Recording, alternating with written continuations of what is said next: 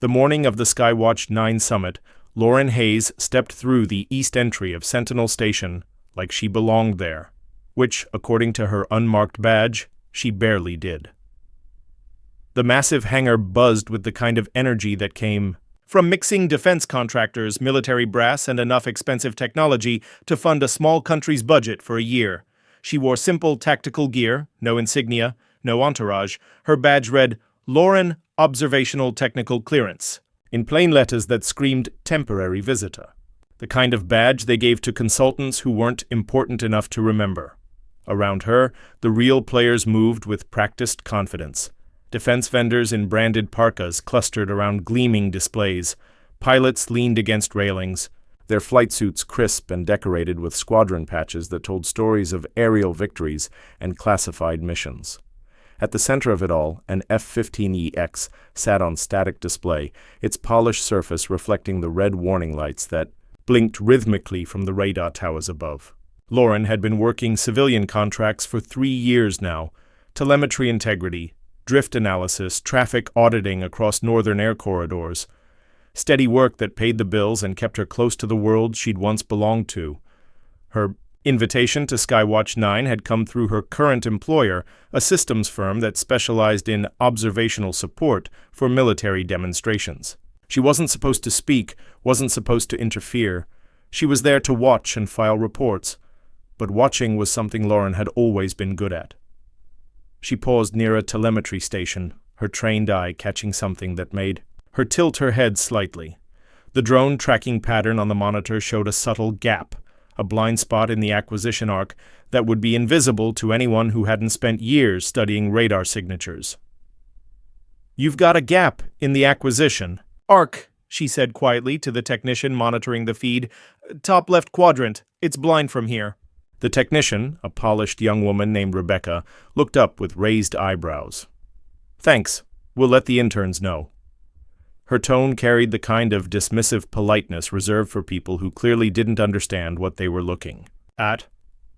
A few contractors nearby chuckled, the sound carrying an edge of condescension. One of them, a pilot named Marcus with mirrored sunglasses resting on his collar, smirked. "Flight deck's 2 zones south. Coffee's over there if that's what you're really here for." Lauren felt the familiar weight of assumptions settling around her. The quiet woman with the worn badge and unmarked gear, the one who didn't belong. Someone nearby snapped a photo, probably for social media. Another started recording, waiting for her to either explode in anger or apologize for speaking up. She did neither. Lauren simply nodded, her expression unreadable, and moved down the line of terminals. Behind her, the drone's telemetry flickered. Again, the same gap she'd identified. No one else looked. The dismissal stung, but it wasn't new. In her 3 years of civilian work, Lauren had grown accustomed to being the outsider looking in, the consultant who got invited to observe but never to participate, the woman with the technical knowledge but without the credentials that commanded respect. What they didn't know, what her unmarked badge and simple gear couldn't tell them, was that 10 years ago she'd been the one flying missions they'd never heard of. The one intercepting threats in airspace that officially didn't exist. The one who'd developed the very techniques they were using today, techniques that had been classified, archived and slowly scrubbed from official doctrine. But that was before her name had been removed from reports, before her squadron patch had faded beyond recognition, before she'd been quietly reassigned to a desk job that eventually became a civilian consulting gig. Now she was just Lauren, the quiet one, the observer.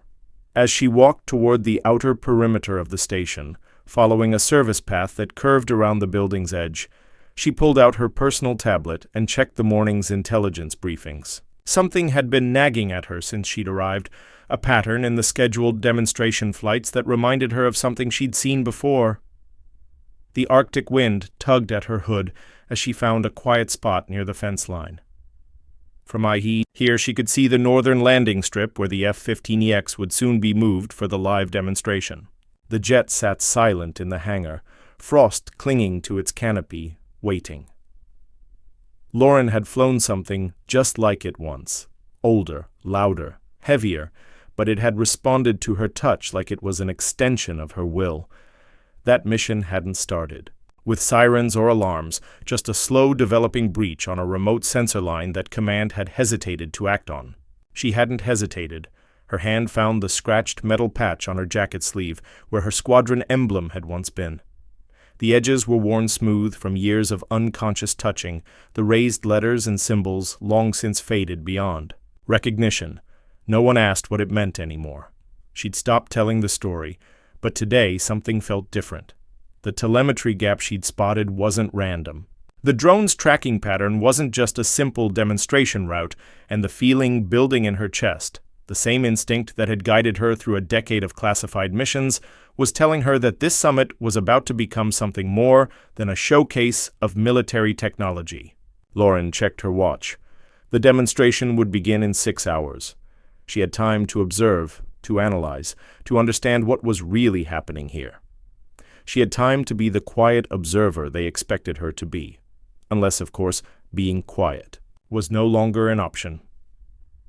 As she walked back toward the main building, the wind carried the distant sound of jet engines warming up.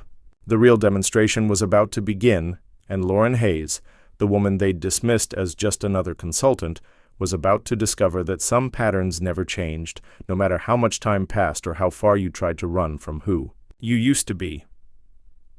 The question was, when the moment came, would she choose to stay silent, or would she remember what it felt like to fly? The control gallery inside Sentinel Station's upper bay hummed with anticipation. Floor-to-ceiling windows offered a panoramic view of the Arctic landscape, while multiple projection screens displayed real-time radar feeds and telemetry data. Representatives from major aerospace firms stood shoulder to shoulder, their conversations, a mix of technical jargon and competitive posturing. Lauren positioned herself near the side rail, half hidden by the camera crew that had clustered around the main presentation area. She kept her tablet discreet, taking notes that looked casual but were anything but. The morning's intelligence. Briefings had mentioned increased activity in the sector, but nothing that would explain the unease building in her chest. Rebecca, the technician from earlier, had apparently been promoted to lead presenter for the day. She stood at the central console, her voice crisp and professional, as she launched into the telemetry walkthrough. Phantom 7 is mid-course now. Clean patrol arc, 15-minute drift loop, all systems nominal. Next to her, a senior engineer named David tapped at a glowing terminal, adjusting feed contrast while several uniformed observers leaned in to follow the demonstration. The Phantom 7 drone appeared on screen as a small blue dot following what looked like a perfect flight path over the frozen coastline. But Lauren's trained eye caught something else. The drone's return loop showed a subtle curve, not dramatic but familiar. She'd seen this pattern before, in a classified briefing that had been buried so deep that even she wasn't supposed to remember it. "That deviation," she said quietly, pointing to the upper corner of the screen. "It's not simulated. It's breaking." "From feedlock." Rebecca turned toward her with an indulgent smile that didn't reach her eyes. "That's a standard buffer reset. You'll see it any time we're uplinking mid-path." She didn't wait for a reply, turning back to her presentation with the kind of dismissive efficiency that suggested Lauren had already been forgotten. David, the senior engineer, gave a casual shrug. "We wrote the pathing code. If something was off, we'd know." "I've seen this pattern before," Lauren pressed, her voice still low but carrying a note of urgency. "That echo's synthetic. It's not coming from the control channel." A small pause followed, filled with the kind of awkward silence that comes when someone refuses to take a hint. Then Marcus, the pilot from earlier, chuckled from his position behind the crowd. "Still on about this? You think you're spotting ghosts again? Let the engineers do the spotting." A few people near the back laughed, not cruel exactly, but dismissive. One of the defense contractors raised his phone to take a casual picture, probably for his LinkedIn feed. Another whispered something to his colleague that made them both smirk. Lauren felt the familiar heat of embarrassment rise in her cheeks, but she forced herself to stay focused on the screen. The telemetry was still wrong. The drone was still behaving like it was following commands that weren't coming from the controlled station. "Can I see the raw echo data?" she asked, keeping her voice steady. Rebecca's smile became more strained. "You're not cleared for that level of analysis. This is a demonstration, not a technical review." Marcus muttered something about quiet ones who think they've cracked the code, which earned another round of chuckles from the crowd. Someone had been recording the exchange, and Lauren could see the phones pointed in her direction, capturing her persistent questions and the dismissive responses. The humiliation was complete when a young contractor approached with a bottle of water, then hesitated and took it back. "Sorry, these are for speakers only." The smile that accompanied the words was polite, but the message was clear. Know your place. Lauren stepped back from the console, her face burning. Around her, the presentation continued as if nothing had happened. Rebecca adjusted the display settings, David fine-tuned the controls, and the crowd of observers continued their casual networking, but on the screen, Phantom 7's track was still bending in ways that defied the controller's inputs. The drone was anticipating commands, self-correcting before adjustments were made, following a pattern that suggested it was operating on information that shouldn't exist. Lauren pulled out her tablet and began documenting everything she could. See, flight path deviations, signal timing, the specific way the drone's telemetry smoothed out after each correction. If no one else was going to take this seriously, she'd create a record that couldn't be dismissed. Outside the gallery windows, a technician was working on a communications relay, his movements sharp and efficient against the backdrop of Arctic wilderness. He paused in his work and looked up at the sky, his body language suddenly alert. Lauren followed his gaze and saw it, a dark speck cutting across the horizon, moving too fast to be a bird and too quietly to be a conventional aircraft. For a moment, her blood ran cold. The pattern she'd been tracking on the screen was about to become very real. "Hey, what's that?" someone in the crowd asked, pointing toward the window. The viewing wall magnified the outside world, and now everyone could see the shape moving across the sky. No contrail, no navigation lights, just motion that defied easy explanation. "Is that part of the demo?" another voice asked, uncertainty creeping into the tone. Then a shout from the tower. "Unknown contact inbound!" The change in the room was immediate and electric. Phones flew up, chairs scraped against the floor, and the casual networking atmosphere evaporated in an instant. Rebecca froze at her console, her polished presentation forgotten. David stared at the screen as Phantom 7's telemetry feed suddenly went black. No return signal, no beacon, no command handshake. "We've lost uplink," came a voice from the control room above. "Phantom 7 is not responding to recall." The gallery erupted into chaos. Guests stumbled toward the exits. Officers scrambled for secure communications, and the carefully orchestrated demonstration dissolved into confusion and fear. Lauren stood perfectly still in the middle of it all, watching the sky through the windows. She could see the arc of the unknown contact, the speed and trajectory that matched her worst fears. This wasn't a simulation error or a technical glitch. The drone she'd been tracking, the one that had been showing synthetic echoes and breaking from feedlock, had just gone completely dark. And something else was moving in the sky above them, following the same pattern she'd seen once before, in airspace that officially didn't exist. "This isn't a simulation anymore," she said aloud, though her voice was lost in the chaos around her. She'd tried to warn them, she'd tried to make them listen, but they'd dismissed her as just another consultant, another quiet observer who didn't understand the complexity of what she was seeing. Now, as alarms finally began to sound and the reality of the situation settled over the gallery like a weight, Lauren realized that her years of quiet observation were about to end. The pattern she'd recognized, the instincts that had guided her through a decade of classified missions, were telling her exactly what was happening and exactly what needed to be done. The question was, would anyone listen to her now, or would she have to find another way to save them all? The chaos in the control gallery had reached a fever pitch.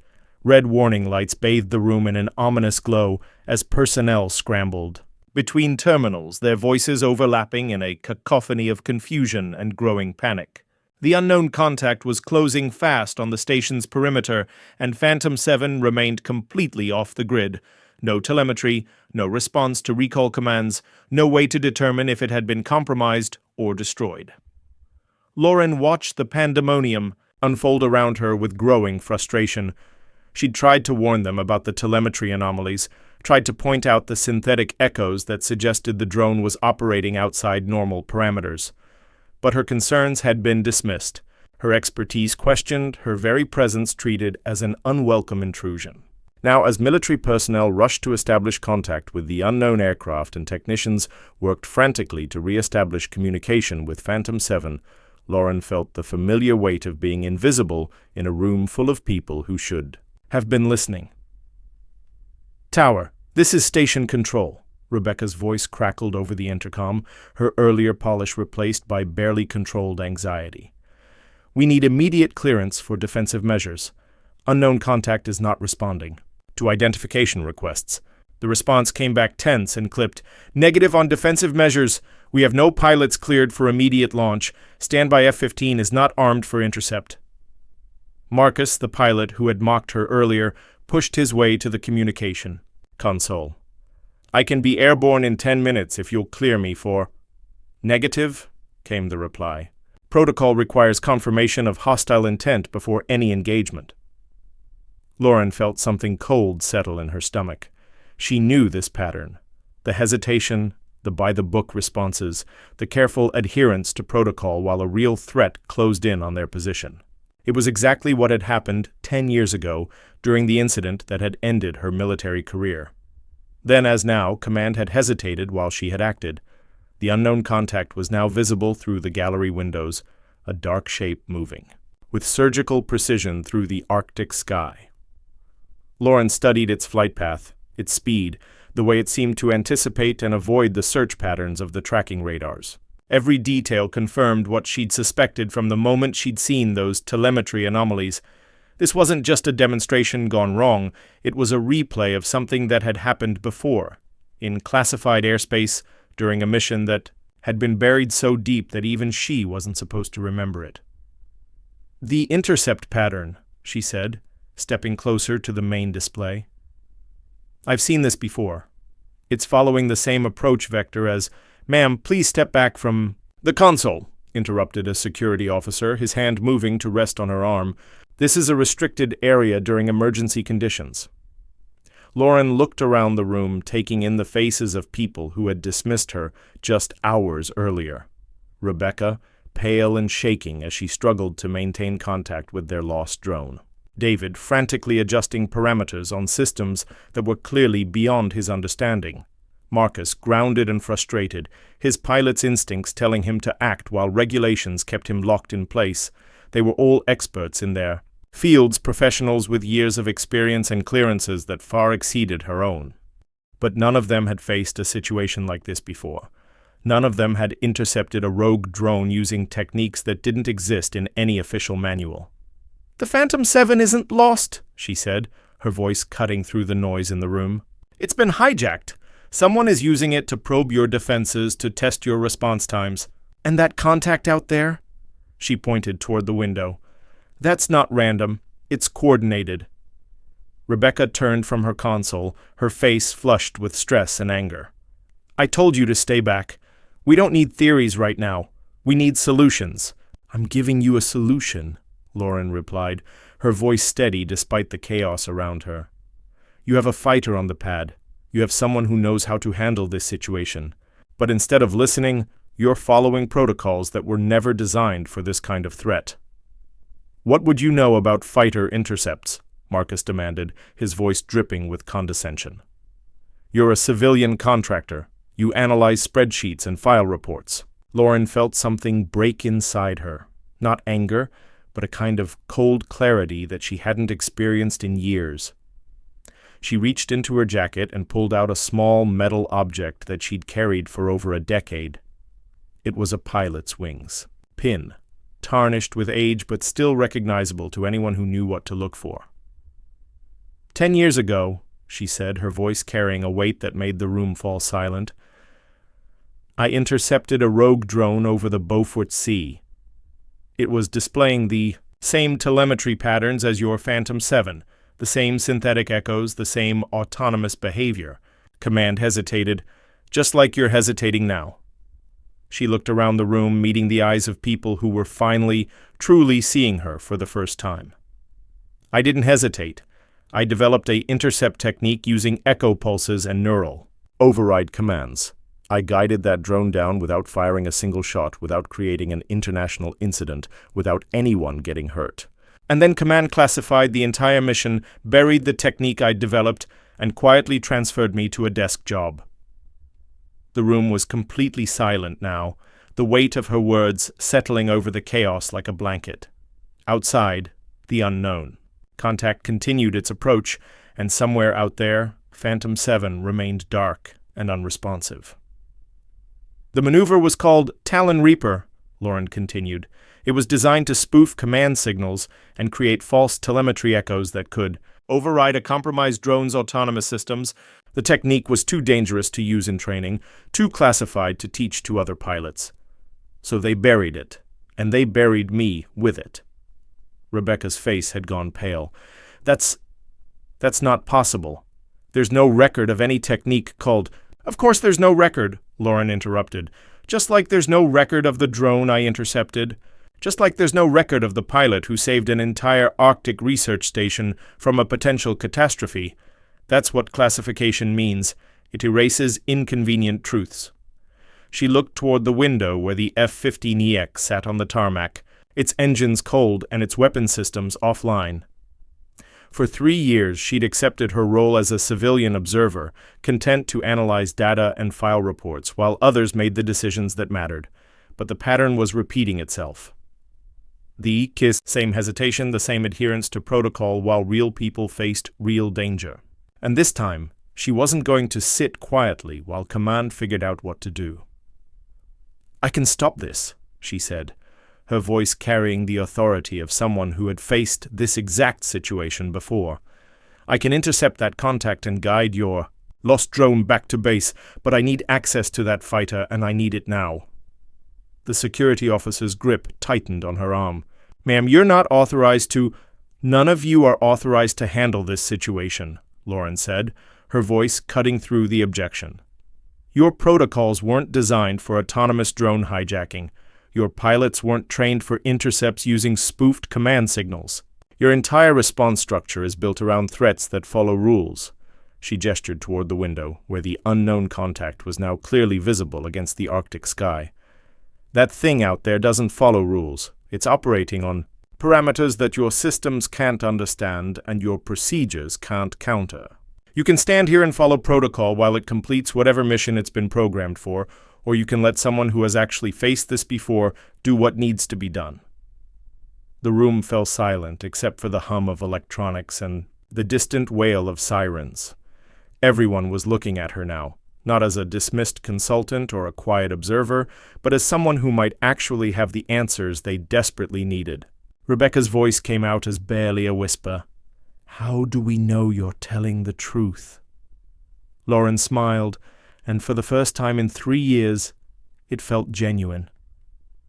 "Because in about 60 seconds, that contact is going to make a sharp banking turn. To the northwest, drop to minimum altitude and begin a scanning pattern over your communications array.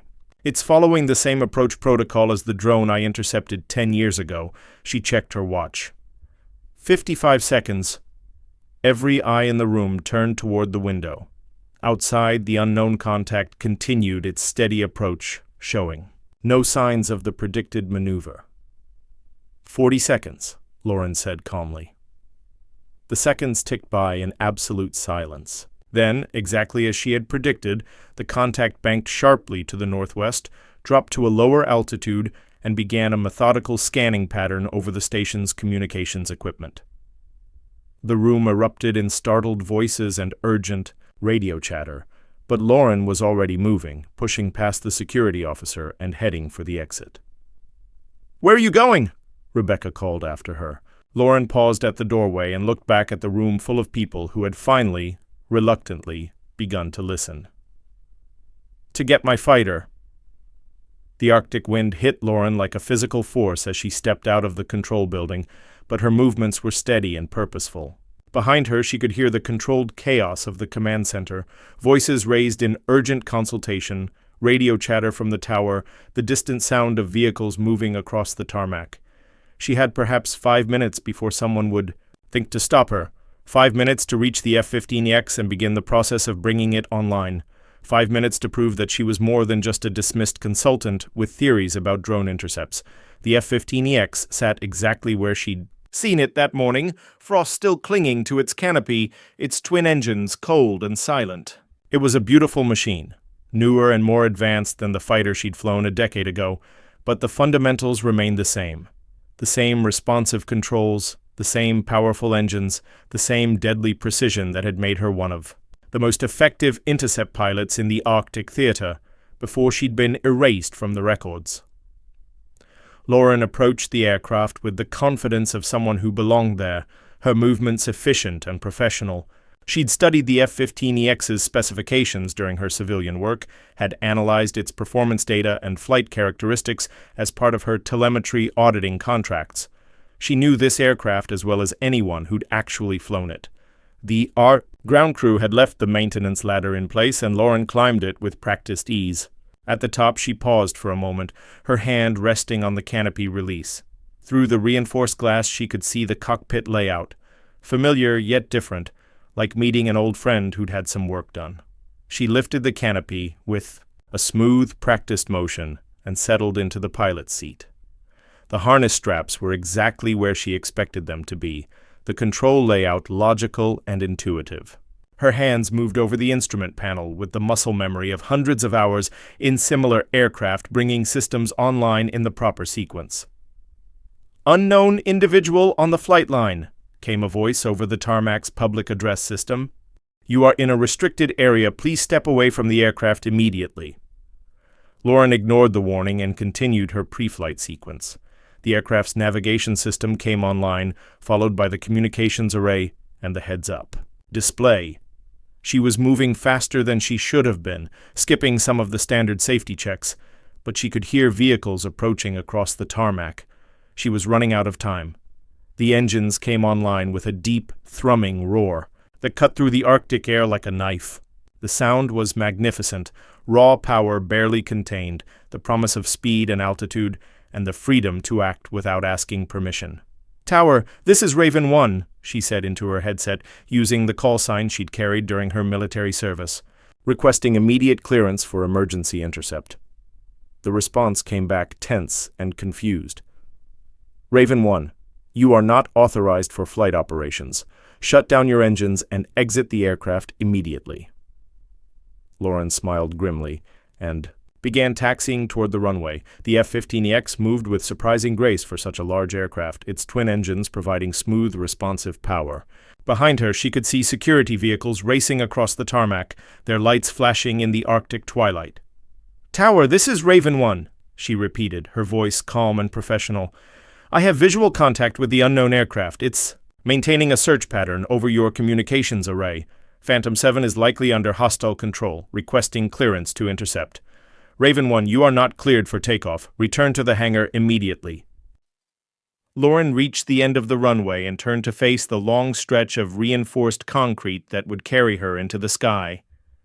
The F-15EX's engines were warm now, responding to her commands with the eagerness of a thoroughbred ready to run. "Tower," she said, her voice carrying a note of finality, "with respect, you have a hostile aircraft in your airspace and a missing drone that may be compromised. I'm the only pilot on this base with experience in this type of intercept. I'm taking off with or without your clearance." She didn't wait for a response. The F-15EX surged forward, its twin engines pushing her back into her seat as the aircraft accelerated down the runway. The sensation was intoxicating. The return of something she'd thought was lost forever. The feeling of being exactly where she belonged, doing exactly what she was meant to do. The aircraft lifted off smoothly, climbing into the Arctic sky with the confidence of a machine built for this exact purpose. Behind her, Sentinel Station fell away rapidly, becoming a small cluster of lights against the vast, white expanse of the frozen landscape. "Raven 1, you are in violation of multiple federal regulations," came the voice from the tower, but Lauren could hear something else in the transmission now, not just anger, but a grudging respect for her flying skills. "Understood, tower," she replied. "Log it as an emergency intercept under hostile conditions. I'll take full responsibility." She climbed to altitude and began scanning the horizon for her targets. The unknown aircraft was still visible on her radar, maintaining its search pattern over the communications array, and somewhere out there Phantom 7 was operating under compromised control, following commands that came from an unknown source. Lauren had faced this situation before, though the details had been classified beyond recognition. The technique she'd developed, Talon Reaper, had never been officially tested or approved. It existed only in her memory and in buried files that she wasn't supposed to know about, but it had worked once. It had saved lives and prevented an international incident, and if her analysis was correct, it would work again. She adjusted her heading and began the approach to the intercept zone. The F-15EX responded to her commands like an extension of her will, its advanced systems providing her with information and capabilities that had been unimaginable during her original military service. "Unknown aircraft," she broadcast on the emergency frequency. "This is Raven 1 with the United States Air Force. You are in restricted airspace. Identify yourself and adjust course immediately." No response. The aircraft continued its methodical search pattern, apparently unaware of or unconcerned by her presence. Lauren smiled grimly and began configuring her systems for the intercept. She would not fire on the unknown aircraft. That wasn't the purpose of the Talon Reaper technique. Instead, she would use electronic countermeasures and carefully calibrated radio pulses to disrupt its control systems and force it to land safely. But first, she had to find Phantom 7. Her radar screen showed multiple contacts in the area, but none of them matched the profile of the missing drone. It was operating in full stealth mode, invisible to conventional detection systems. She would have to rely on her understanding of its likely flight path and the patterns she'd observed during the morning's demonstration, the same patterns that had led to this moment. Lauren banked to the northeast, following her instincts and the faint electronic signatures that her aircraft's advanced sensors were picking up. Somewhere out there, a compromised drone was following orders from an unknown source, and somewhere else, an unidentified aircraft was systematically probing the defenses of a critical military installation. It was exactly the kind of situation that had made her one of the most effective intercept pilots in the Arctic theater, the kind of situation that had led to her developing the Talon Reaper technique, the kind of situation that had ultimately ended her military career when she'd acted without authorization. But this time, she wasn't going to let protocol and hesitation allow a dangerous situation to escalate. This time, she was going to do what she'd always done best: trust her instincts, use her skills, and protect the people who were counting on her, even if they didn't know they were counting on her yet. The F-15EX climbed higher into the Arctic sky, its pilot finally back where she belonged. The intercept was about to begin. The Arctic sky stretched endlessly around Lauren as she guided the F-15EX through the thin air at 30,000 feet. Below, the frozen landscape looked like a vast white canvas, marked only by the dark lines of half-buried mountain ridges, and the occasional glint of ice reflecting the pale sunlight. The silence was profound, broken only by the steady hum of her aircraft's engines and the soft electronic whispers of her detection systems. She'd been airborne for 20 minutes, methodically searching the airspace around Sentinel Station. The unknown aircraft had continued its systematic probing of the base's communications array, but Phantom 7 remained completely invisible to conventional radar. Lauren was flying on instinct now, following the subtle electronic signatures that her aircraft's advanced sensors were detecting. Then she found it. The contact appeared on her screen as little more than a ghost, a faint return that flickered in and out of existence like a heat shimmer. It was flying low, perhaps 500 feet above the ice, using the terrain to mask its approach. The profile matched Phantom 7 perfectly, but its flight path was all wrong. Instead of the pre-programmed patrol route from the morning's demonstration, it was heading directly toward the oil pipeline that ran along the coast. Lauren felt her blood run cold. The pipeline was a critical piece of infrastructure carrying fuel to military installations across the northern region, if the drone was carrying any kind of explosive device or if it was simply programmed to crash into the pipeline. The resulting damage could cripple military operations across the entire Arctic theater. "Tower, this is Raven 1, she transmitted, her voice steady despite the implications of what she was seeing. "I have contact with Phantom 7. It's not following its programmed route. It appears to be targeting critical infrastructure." The response came back immediately, tense and urgent.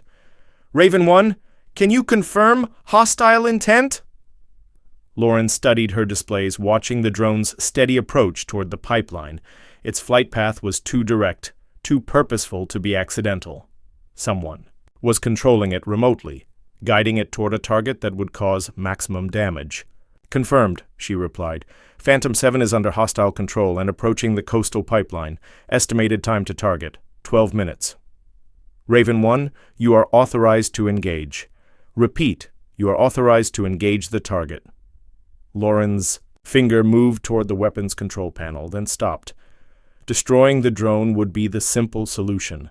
A single missile, a brief explosion, and the threat would be eliminated. But it would also mean the loss of valuable intelligence about who was controlling the drone and how they had gained access to its systems. More importantly, it would mean abandoning the technique she'd developed 10 years ago. The technique that had allowed her to capture a similar drone intact, providing intelligence that had prevented a much larger attack. "Negative, Tower," she said, her voice carrying the authority of someone who had faced this exact situation before. "I'm going to attempt a capture using non-lethal methods. Raven 1, that's not advisable. The risk to civilian infrastructure is too great." "Understood, Tower, but if I can capture this drone intact, we might be able to identify who's controlling it and prevent future attacks. Give me 10 minutes. She didn't wait for authorization. The F-15EX banked sharply to the right, its twin engines providing the power she needed to intercept the drone before it reached its target. The aircraft responded to her commands with the precision of a surgical instrument, every control input translated into exactly the movement she intended. Lauren had spent the last 10 minutes preparing for this moment, configuring her electronic countermeasures systems and reviewing the parameters of the Talon Reaper technique. The F-15EX's advanced electronics were far more sophisticated than anything she'd had access to during her military service, but the basic principles remained the same. She would use carefully modulated radio pulses to disrupt the drone's command. Link then substitute her own control signals to guide it to a safe landing area. The technique required precise timing and an intimate understanding of the target's systems, knowledge that she'd gained through years of analyzing similar aircraft during her civilian work. The drone appeared on her visual display as she closed. To within 2 miles, it was flying with mechanical precision, its course unwavering as it approached the pipeline. Lauren could see the distinctive silhouette of the Phantom 7, its angular fuselage and swept wings designed for stealth and efficiency. She began the intercept sequence, positioning her aircraft slightly above and behind the drone. The F-15EX's electronic warfare systems came online, flooding the airspace with carefully calibrated radio signals designed to interfere with the drone's control systems. For a moment, nothing happened. The drone continued its relentless approach toward the pipeline, apparently unaffected by her countermeasures. Lauren felt a familiar tightness in her chest, the same feeling she'd experienced 10 years ago when the first attempt at electronic interference had failed. But then the drone's flight path wavered slightly, just a degree or two, but enough to confirm that her signals were having an effect. Lauren adjusted her approach, fine-tuning the frequency and amplitude of her electronic pulses. The Talon Reaper technique required patience and precision. Too much interference and the drone would crash. Too little, and it would continue toward its target. She began transmitting the spoofed command signals, carefully crafted to mimic the control protocols that the drone was expecting to receive. It was like conducting an orchestra, each signal precisely timed and calibrated to convince the drone's systems that she was its legitimate controller. The drone's response was immediate and dramatic. Its nose pitched up sharply, then leveled out as Lauren's control signals took hold. The mechanical precision of its flight path gave way to something more fluid, more responsive. She could feel the connection forming between her aircraft and the drone, the electronic handshake that would allow her to guide it safely away from the pipeline. "Tower, this is Raven 1, she transmitted, her voice steady despite the adrenaline coursing through her system. "I have control of Phantom 7, diverting from target and proceeding to safe landing area." The response was immediate and filled with disbelief. "Raven 1, confirm you have control of the drone." "Confirmed. Phantom 7 is responding to my command inputs. Estimated time to safe landing, 8 minutes. Lauren guided the drone in a wide arc away from the pipeline, her movements deliberate and careful. The electronic link between the two aircraft was fragile, dependent on maintaining the precise signal parameters that convinced the drone to accept her commands. One mistake, one moment of inattention, and the drone could revert to its original programming. But this was what she'd trained for, what she'd been born to do. The F-15EX and the captured drone moved through the Arctic sky like dancers, their movements synchronized by Lauren's skill and the invisible threads of electronic communication that bound them together. Behind them, the unknown aircraft that had been probing Sentinel Station's defenses suddenly broke off its search pattern. Lauren watched on her radar as it climbed rapidly and headed northwest, apparently abandoning whatever mission it had been conducting. "Tower, be advised the unknown contact is departing the area," she reported, heading northwest at high speed. "We see it, Raven 1. Good work." Lauren allowed herself a moment of satisfaction as she guided Phantom 7 toward a flat stretch of ice near the coast. The drone was responding perfectly to her commands, its systems completely under her control. In a few minutes, it would be safely on the ground, ready for intelligence analysis that might reveal who had hijacked it and how. The landing was perfect, a gentle touchdown on the frozen surface, the drone's engines spooling down as Lauren transmitted the shutdown command. From her position circling overhead, she could see the aircraft sitting motionless on the ice, no longer a threat to anyone. "Tower, this is Raven 1. Phantom 7 is down and secured. No damage to the aircraft or surrounding area." The relief in the tower controller's voice was palpable. "Outstanding work, Raven 1. Return to base for debrief." As Lauren banked the F-15EX toward home, she felt something she hadn't experienced in years, the deep satisfaction of a mission accomplished, a threat neutralized, lives protected. For 10 minutes she had been exactly who she was meant to be, not a dismissed consultant or a quiet observer, but a pilot with the skills and knowledge to handle situations that others couldn't even comprehend. The question now was whether that would be enough to change how they saw her. Whether demonstrating her capabilities in the most dramatic way possible would finally earn her the respect and recognition that had been stripped away years ago. The lights of Sentinel Station appeared ahead, and Lauren began her approach for landing. The real test was just beginning. The hangar at Sentinel Station had been transformed into something resembling a crisis command center. Multiple screens displayed radar feeds, communication logs, and aerial footage of the intercept. Operation. Defense contractors, military personnel, and government officials clustered around tables covered with laptops and classified documents, their voices creating a low hum of urgent discussion. Lauren stood near the center of it all, still wearing her flight suit, her helmet tucked under one arm. The adrenaline from the intercept was beginning to fade, replaced by the familiar sensation of being scrutinized by people who were trying to decide whether she was a hero or a problem. The debriefing had been intense but professional. She'd walked them through every step of the intercept, explained the technical details of the Talon Reaper technique, and provided a complete analysis of the drone's behavior patterns.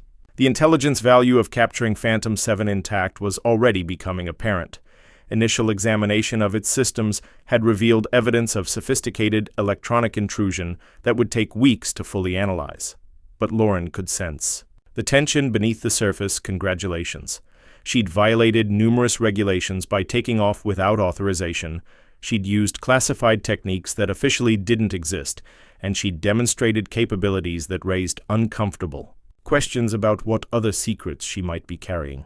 Rebecca approached her with a tablet in hand, her earlier dismissiveness replaced by a carefully professional demeanor. "The preliminary analysis of Phantom 7's systems shows clear evidence of external control," she said. "The intrusion was sophisticated. Whoever did this had intimate knowledge of our command protocols, Lauren nodded. That's consistent with what I observed during the morning demonstration. The telemetry anomalies weren't random. They were someone testing the system's vulnerabilities. About that, Rebecca continued, her tone becoming more pointed. Your background check shows 3 years of civilian consulting work, but nothing about military flight experience. Where did you learn the techniques you use today? The question hung in the air like a challenge. Around them, conversations quieted as people tuned in to hear Lauren's response. She'd known this moment would come, the point where her unofficial existence would collide with the official record. I flew intercept missions in the Arctic theater from 2012 to 2015, she said simply.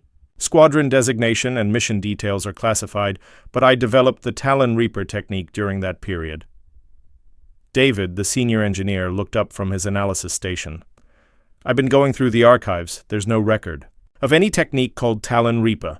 No documentation, no training protocols, no mission reports.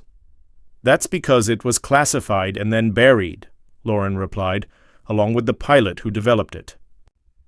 Marcus, the pilot who had mocked her that morning, pushed his way through the crowd. His earlier arrogance had been replaced by something sharper, more suspicious. You're claiming you developed a capture technique that doesn't exist in any official database? That's convenient. It's the truth, Lauren said, meeting his gaze steadily. The technique was used successfully on one previous occasion, then deemed too dangerous for general use. The mission records were classified beyond normal levels. So you're telling us, Marcus continued, his voice carrying a note of accusation, that you single-handedly developed a breakthrough intercept technique, used it to save the day, and then the military just forgot about you? The skepticism in his voice was echoed by murmurs from the crowd.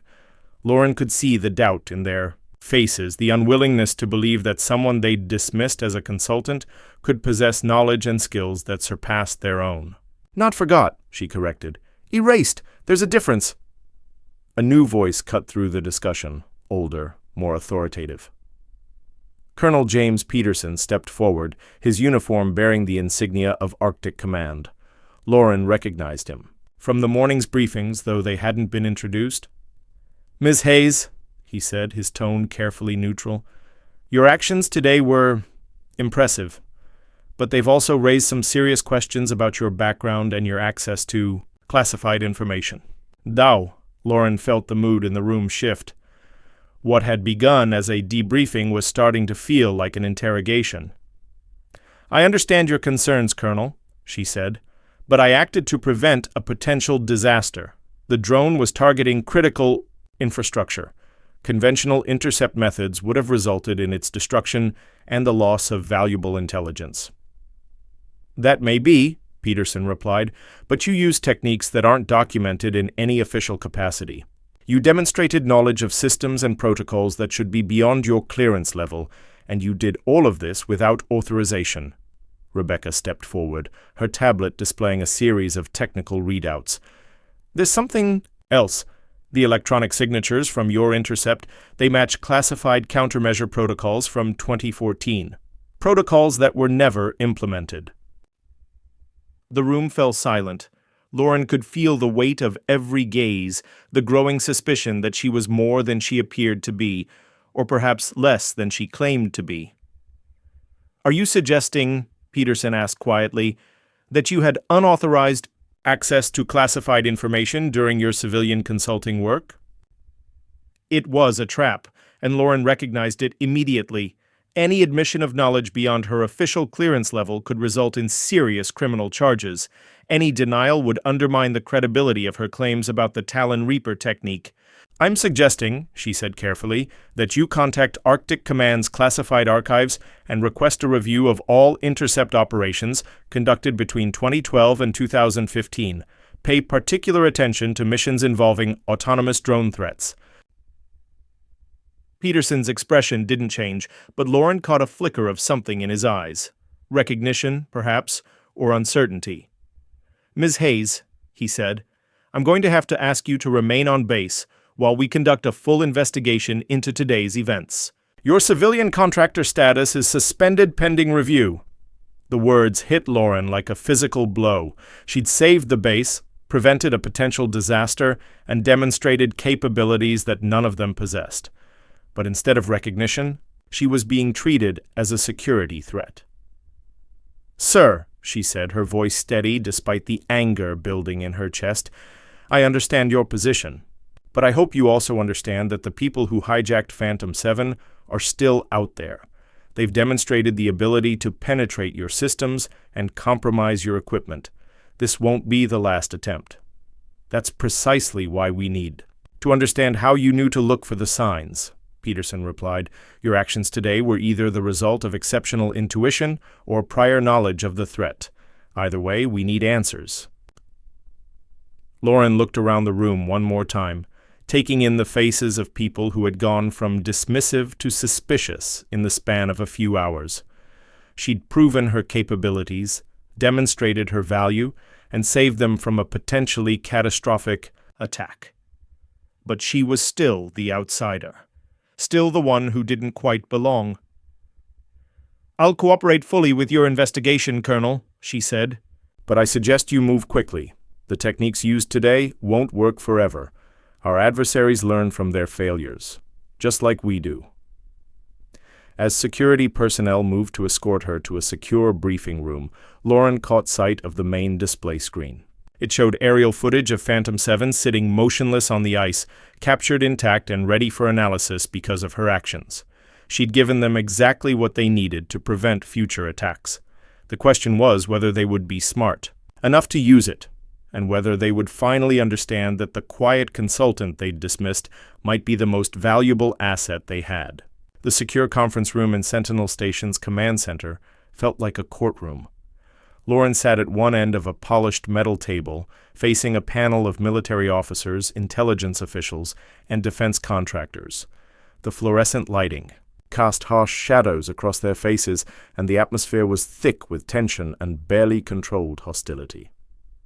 Colonel Peterson sat at the center of the panel, flanked by Rebecca on his left, and a stern-faced woman in a Navy uniform whom Lauren didn't recognize.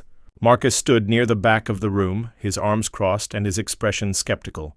David hunched over a laptop, occasionally glancing up with a mixture of confusion and accusation. "Ms. Hayes," Peterson began, his voice formal and coldly. "Professional, we've completed our preliminary investigation into today's events. What we've found raises serious questions about your background, your clearance level, and your access to classified information." Lauren kept her expression neutral, though her pulse was beginning to quicken. She'd been in this room for 6 hours, answering the same questions over and over while they tried to find inconsistencies in her story. "According to our records," Peterson continued, "you left the Air Force in 2015 under circumstances that remain classified. Your subsequent employment with civilian contractors gave you access to telemetry data and communication protocols, but nothing that should have enabled you to develop or deploy the techniques you use today." Rebecca leaned forward, her tablet displaying a series of technical specifications. "The Talon Reaper system you described, we found references to it in classified research archives, but the project was terminated in 2014. All documentation was sealed or destroyed." "That's convenient," Marcus muttered from the back of the room. "Every piece of evidence that might support her story just happens to be classified or missing." Lauren felt something cold settle in her stomach.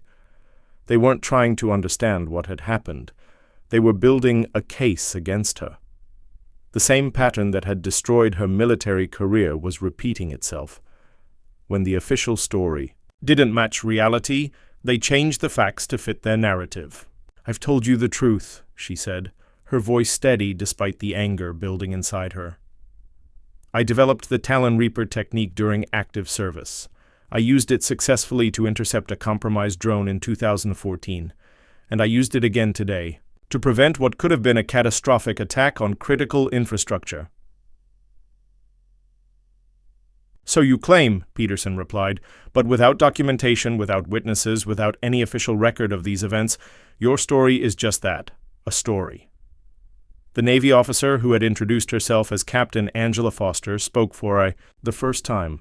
"Ms. Hayes, we've conducted a thorough review of Arctic Command's classified archives. There is no record of any pilot named Lauren Hayes conducting intercept operations during the period you've described. Lauren's blood turned to ice. That's impossible. I flew dozens of missions. There is no record, Foster repeated, her voice cutting through Lauren's protest. No flight logs, no mission reports, no personnel files. According to our archives, you served briefly as a systems analyst before being transferred to administrative duties. The room fell silent except for the hum of ventilation systems. Lauren stared at the faces around the table, seeing the satisfaction in their expressions as they believed they'd caught her in a fundamental lie. But she knew the truth. She remembered every mission, every intercept, every moment of being exactly who she was meant to be. The fact that the records had been altered or destroyed didn't change what had happened. Someone erased the files, she said quietly, just like they erased the Talon Reaper project, just like they've been trying to erase me. Marcus laughed, a harsh, cynical sound. Right, a massive conspiracy to hide the existence of one consultant with delusions of grandeur. Lauren stood up slowly, her movements deliberate and controlled. She'd spent 3 years accepting her role as a dismissed observer, content to analyze data while others made the important decisions, but she was done being quiet, done being invisible. David, she said, turning to address the engineer directly, pull up the raw telemetry data from Phantom 7's capture sequence. David glanced at Peterson, who nodded curtly. The laptop screen filled with scrolling data streams, frequency patterns, signal timing, electronic signatures. Now compare it to the archived data from the 2014 research project, Lauren continued, the one that was supposedly terminated. I don't have access to, David began. You do? Lauren interrupted. It's in the same archive system you used to look up the Talon Reaper references. File designation AR 2014-0847. It should be in the terminated projects folder. David's fingers moved across the keyboard, his expression shifting from skepticism to confusion as he found the file. How did you know the specific designation? Because I wrote the original technical specifications, Lauren replied. My name might have been removed from the documentation, but the core algorithms are identical to what I use today. The room erupted in murmurs as David displayed the comparison between the archived data and the fresh telemetry from the intercept. The patterns were unmistakably similar, the same frequency modulations, the same timing sequences, the same electronic fingerprints. Foster leaned forward, her expression no longer quite so certain. This could be coincidence. Similar techniques developed independently. Captain, Lauren said, her voice carrying the authority of someone who had spent years developing expertise that others could only theorize about. Look at the timestamp on that archived file. David scrolled to the file properties. Created October 15, 2014, last modified October 16, 2014. The day after I used it to intercept a rogue drone over the Beaufort Sea, Lauren said quietly. The day before my squadron commander filed a report recommending that the technique be classified beyond normal levels. She walked around the table, her movements confident and deliberate. You want to know why there's no record of my missions? Because someone with significant authority decided that what I'd accomplished was too dangerous to acknowledge. The Talon Reaper technique gave a single pilot the ability to capture and control autonomous systems that were supposed to be unhackable. That kind of capability challenges fundamental assumptions about modern warfare. Peterson's expression had shifted from skeptical to thoughtful. Are you suggesting a deliberate cover-up? I'm suggesting that powerful people made a decision to bury inconvenient truths, Lauren replied, including the pilot who developed those truths. She turned to face the entire panel, her voice growing stronger with each word. But here's what they couldn't erase. The knowledge in my head, the skills in my hands, the ability to see patterns that others miss, and to act when others hesitate. You witnessed that today. Rebecca glanced at her tablet, then back at Lauren. The telemetry data is convincing, but there's one more thing, Lauren interrupted. She reached into her jacket and pulled out a small device, a modified radio transmitter that she'd been carrying for years. This is a prototype control unit that I built in 2014. It generates the specific signal patterns needed for the Talon. Reaper technique. She placed the device on the table, its metal surface worn smooth from years of handling. If I'm lying about my background, if I'm just a consultant with delusions of grandeur, then explain how I possessed the equipment needed to execute a technique that officially doesn't exist. David reached for the device, his engineer's curiosity, overcoming his skepticism. He connected it to his laptop and began analyzing its internal programming. After several minutes, he looked up with an expression of complete bewilderment. "The code architecture is identical to the archived project files," he said slowly. "Not similar, identical, down to the variable naming conventions and comment structure." Foster and Peterson exchanged a long look. Around the room, the atmosphere was shifting as the weight of evidence began to overcome their initial skepticism.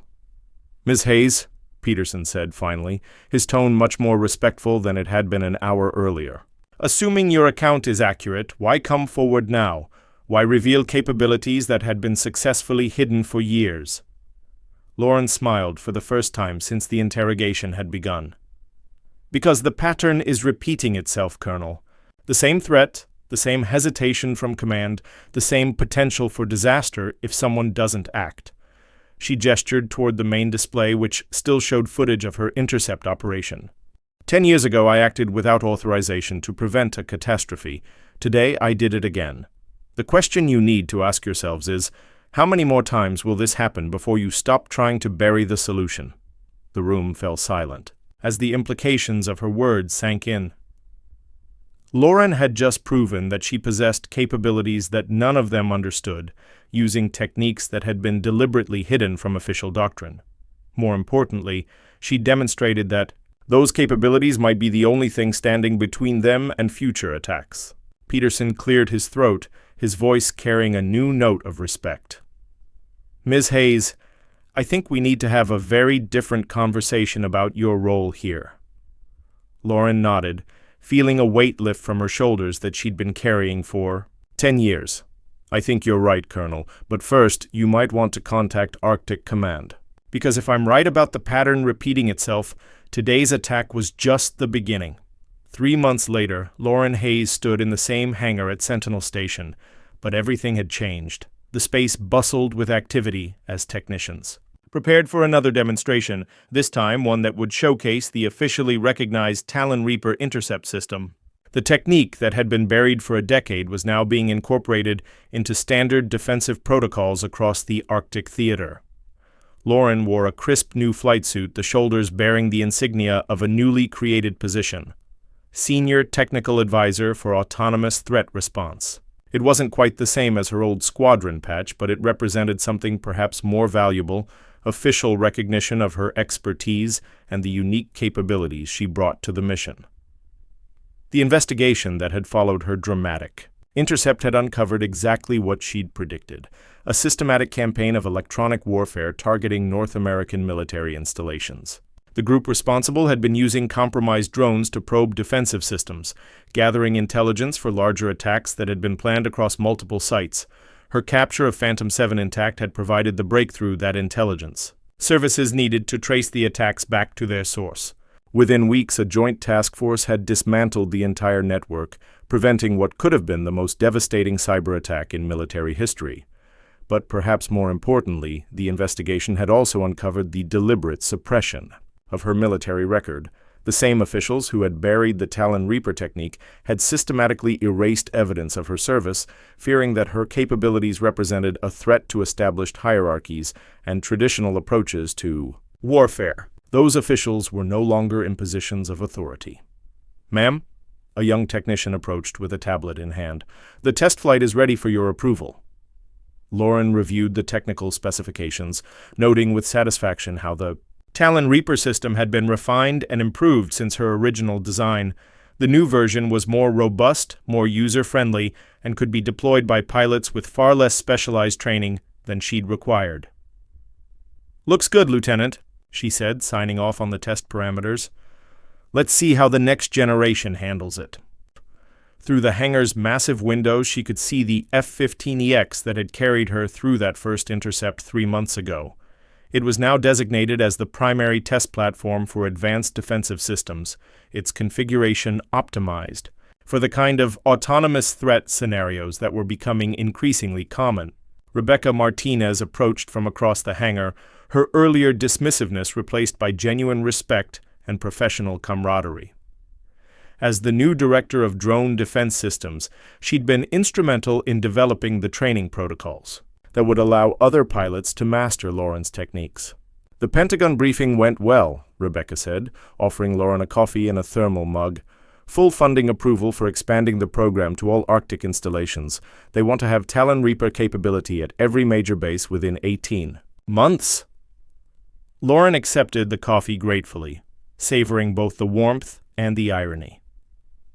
3 months ago, these same people had questioned her credentials and accused her of fabricating her background. Now they were implementing her designs across the entire Northern Defense Network. "Any word on the advanced training program?" Lauren asked. "Approved," Rebecca replied with a smile. "You'll have a class of 12 pilots starting next month. Hand-picked candidates with experience in electronic warfare and autonomous systems."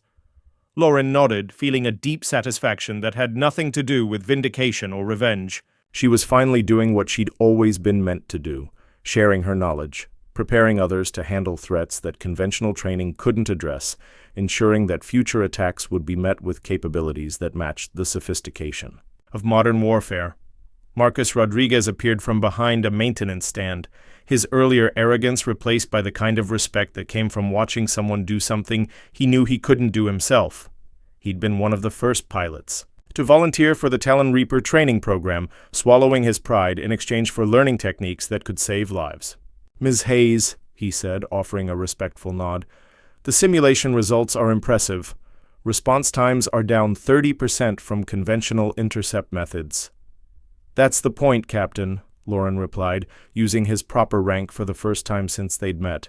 "When you're facing an autonomous system, speed and precision matter more than raw firepower." David Chen joined their small group, his laptop displaying telemetry data from the morning's tests. The engineer who had once questioned her credentials now served as her technical liaison, helping to translate her intuitive understanding of electronic warfare into systematic protocols that others could follow. "The diagnostic systems are working perfectly," he reported. "Pilots can now identify compromised drones within 30 seconds of initial contact. That's a game changer for early threat detection." Lauren watched the bustling activity around them. Technicians calibrating equipment, pilots reviewing procedures, officers coordinating with installations across the region. 3 months ago, she'd been invisible in this same space, dismissed as a consultant whose opinions didn't matter. Now she was at the center of it all, the architect of a defensive capability that was reshaping how the military thought about autonomous threats. Colonel Peterson emerged from the command center, his expression carrying the satisfaction of an officer whose installations were now significantly more secure than they'd been a few months earlier. The investigation that had followed Lauren's intercept had earned him a commendation for his handling of the crisis, but he'd been quick to credit her with the real achievement. "Ms. Hayes," he said, approaching their group with a formal bearing that nonetheless carried genuine warmth. "I've just received confirmation from Arctic Command. The threat assessment protocol you developed has been adopted as the new standard across all northern installations." Lauren felt a surge of pride, but it was tempered by the memory of how long it had taken to reach this point. "So, thank you, Colonel. I just hope we don't have to wait another 10 years when the next threat emerges." Peterson's expression grew more serious. "That's actually what I wanted to discuss with you. We've received intelligence suggesting that autonomous warfare capabilities are developing faster than our defensive systems can adapt. Command wants to establish a permanent threat assessment division with you as the senior advisor." The offer hung in the air like a promise of everything she'd lost years ago: official recognition, meaningful work, the chance to be exactly who she was meant to be. But Lauren had learned something important during her years of quiet observation. Sometimes the most valuable contributions came from people who weren't bound by official hierarchies and institutional thinking. "I'm honored by the offer, Colonel," she said carefully, "but I think I can be more effective in my current role. Official positions come with official limitations. Sometimes you need someone who can act without asking permission. Peterson smiled, understanding immediately. Fair enough, but the offer stands if you ever change your mind. As the afternoon demonstration began, Lauren found herself standing at the same observation rail where she'd first spotted the telemetry anomalies that had started everything. But this time, she wasn't alone and ignored. Pilots, engineers, and officials surrounded her, listening to her analysis and incorporating her insights into their own understanding of the systems they were watching. The test pilot, a young woman named Captain Jennifer Walsh, executed a perfect Talon Reaper intercept, capturing a simulated rogue drone with the kind of precision that would have been impossible without Lauren's techniques. The maneuver was flawless, professional, and completely routine, exactly what Lauren had hoped to achieve. Beautiful work, Rebecca commented, watching the telemetry displays. 6 months ago, that level of precision would have been science fiction. Lauren nodded, but her attention was focused on something else. Captain Walsh's approach had been technically perfect, but she'd also added subtle innovations, small improvements to the basic technique that reflected her own understanding and instincts. The next generation wasn't just learning Lauren's methods, they were building on them, developing capabilities that would surpass what she'd originally achieved. That was exactly how it should be. As the demonstration concluded and the crowd began to disperse, Lauren remained at the observation rail, looking out at the Arctic landscape that had been the backdrop for both her greatest triumph and her most devastating defeat. The frozen wilderness stretched to the horizon, beautiful and implacable, holding secrets that only a few people would ever understand. Her tablet chimed with an incoming message from Arctic Command: new intelligence about emerging autonomous threats, a request for her analysis, and an invitation to brief senior leadership on defensive countermeasures. 3 months ago, her insights had been dismissed as the theories of an unqualified consultant. Now they were seeking her expertise on threats that others couldn't even recognize. She'd spent 10 years in exile, erased from official records and relegated to the margins of the world she'd once served. But exile had given her something valuable: the perspective of an outsider, the freedom to see patterns that institutional thinking missed, and the patience to wait for the moment when her capabilities would be needed again. That moment had come, and she'd been ready. Lauren Hayes closed her tablet and walked toward the exit, her boots echoing softly on the metal flooring. Behind her, the hangar continued its bustling activity, but she was no longer an observer watching from the sidelines. She was the architect of a new kind of defense, the teacher preparing the next generation, and the guardian watching for threats that others couldn't see. Some people spent their entire careers seeking recognition and validation. Lauren had learned something more valuable: that true expertise didn't require official acknowledgement to be real, and that the most important contributions often came from people who'd been overlooked and underestimated. She'd been dismissed as just another consultant, ignored as a quiet observer who didn't understand the complexity of what she was witnessing. But when the moment had mattered, when lives were at stake and institutional hesitation threatened disaster, she'd remembered exactly who she was and exactly what she could do. The quiet ones, she reflected, often saw things that others missed. And sometimes, when the moment was right, they acted with a precision that changed everything. The Arctic wind caught the edge of her flight suit as she stepped outside, and, Lauren Hayes smiled, she was exactly where she belonged. If you enjoyed this story, don't forget to hit the subscribe button and become a part of our Everyday Life Stories community. Where are you watching from? Drop a comment below. We love hearing from our amazing viewers around the world.